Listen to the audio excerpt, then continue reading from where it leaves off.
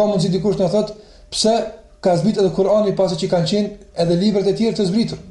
S'ka mjaftu librat e tjerë për njerëzimin, po ka pasur vetë zbritjet e Kuranit, themi se nëse e njohim natyrshmërinë e librave të tjerë, atë do ta njohim edhe domosdoshmërinë e zbritjes së Kuranit.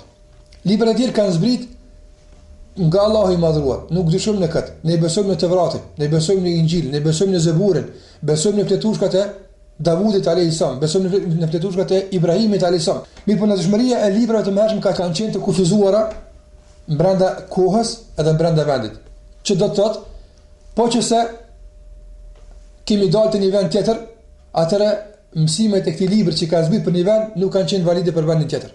Nga se karakteristikat e vendit tjetër, sfida që janë vëllai vend tjetër, nuk ka dhënë përgjigje librit që ka zbritur për vendin e caktuar.